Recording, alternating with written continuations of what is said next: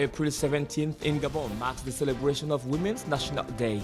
Violence against women is the top priority of this year. Suspended for over a week, the Gabonese Minister of National Education announces that classes will resume this week Thursday and assures about the continuation of the school year.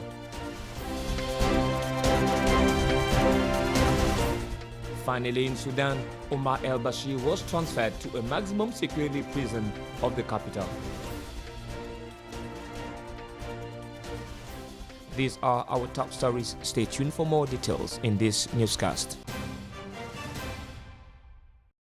The Egyptian parliament voted on Tuesday, April 16, a draft constitutional reform that would allow Abdel Fattah al-Sisi to run for a third term in 2024. Introduced last February at the National Assembly, largely in favor of Abdel Fattah al-Sisi in power since 2014. This reform must be subject to a popular approval.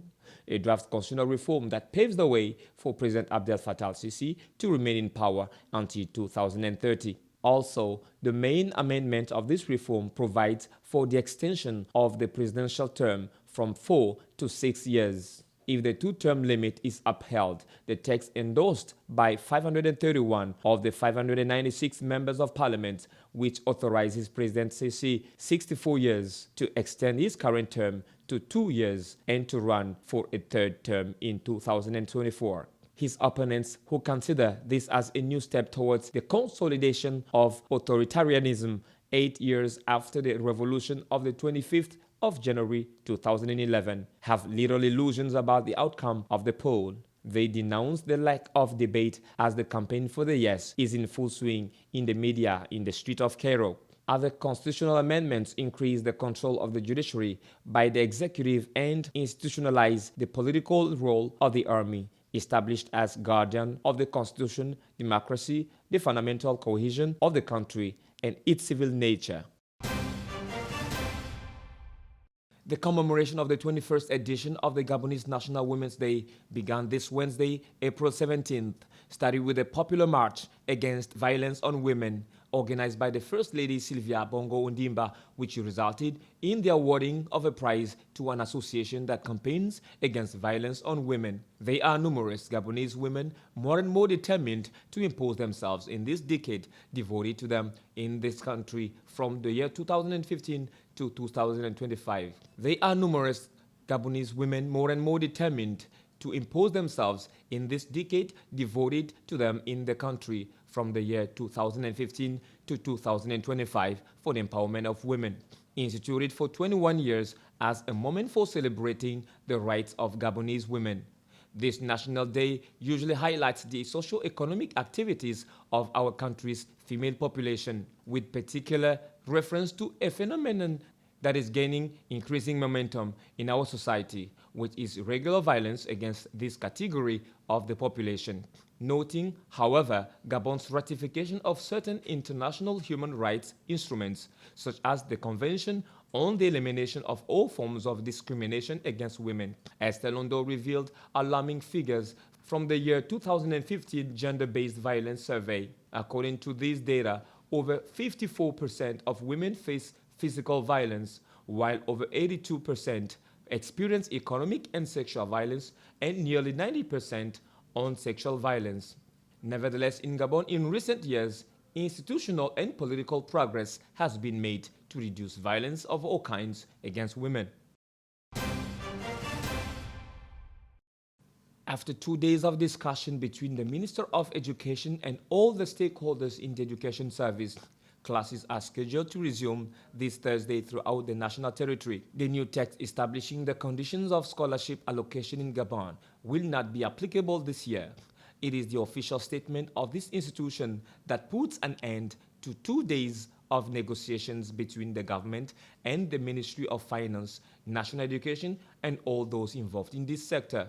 According to a declaration on national television by Michel Mengameson, Minister of National Education, this measure will not be applicable this year. He also announced that a commission will be established to give some considerable thoughts about the applicability of these measures the purpose of which is to promote excellence and employability of young people. The suspension of classes for over 1 week in Gabon follows a quarrel decision on the terms of awarding scholarships, which had led to the anger of students who had invaded the streets all over the country for 3 days.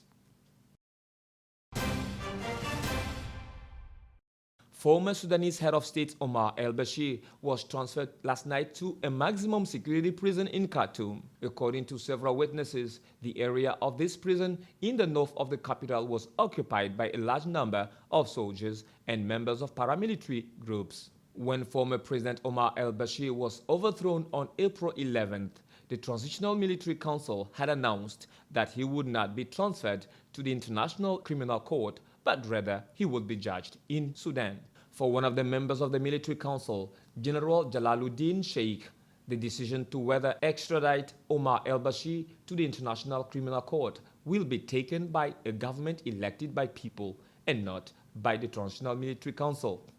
Tuesday evening, Uganda already announced that the country could consider an asylum request by Omar el-Bashir if it was necessary. It should be noted that the International Criminal Court issued arrest warrants for the 75-year-old former president on charges of war crimes, crimes against humanity, and genocide in Darfur. In addition, UN Secretary General Antonio Guterres on Tuesday appointed an envoy for Sudan, South African lawyer Nicholas Haysom, to help the African Union mediate.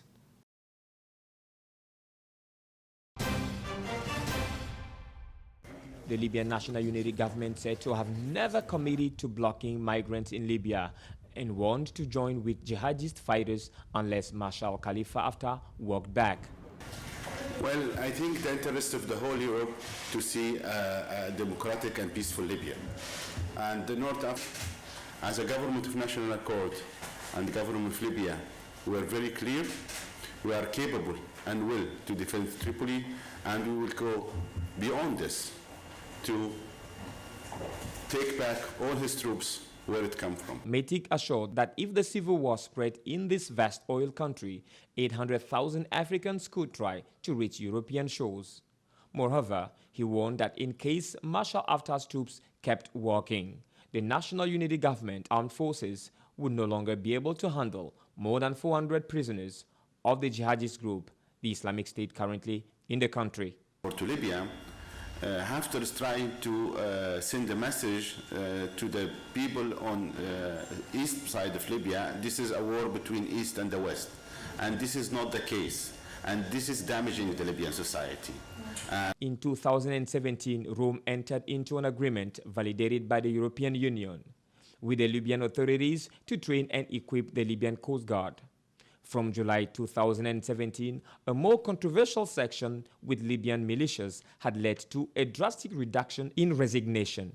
The coming into power of Matteo Salvini in 2018 and his refusal to allow migrants rescued off the Libyan coast enter Italy has further reduced the influx from 30,000 migrants who arrived on the Italian coast between January and mid-April 2017 to 625 this year. In Algeria, one of the main figures of the regime targeted by protesters has just abdicated. Tayeb Belaiza, the president of the Constitutional Council, submitted his resignation on Tuesday, according to the national television. The Constitutional Council is responsible for validating candidacies for the presidential election. A disputed poll scheduled for July 4th to elect a successor in replacement for former President Abdelaziz Bouteflika. The institution is also responsible for ensuring the regularity of voting operations. The African Football Confederation has disclosed a list of referees, assistant referees, as well as instructors and members of the task force of the African Football Confederation on arbitration.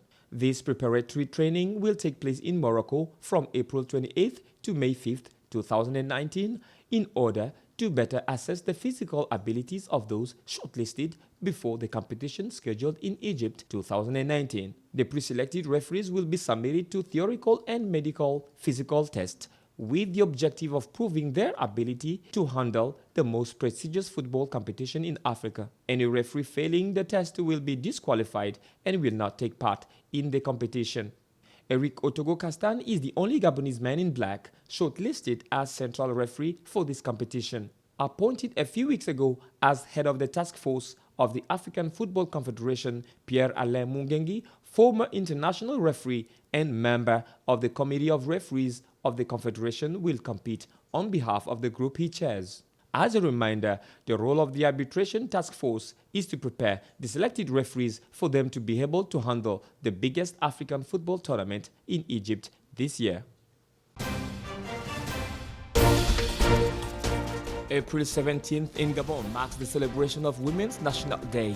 Violence against women is the top priority of this year.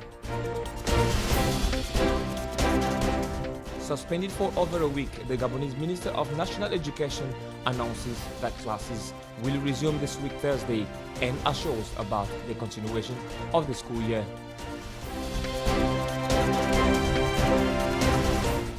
Finally, in Sudan, Omar el-Bashir was transferred to a maximum security prison of the capital. That's all for our newscast today. Stay tuned on Gabon 24 for more news.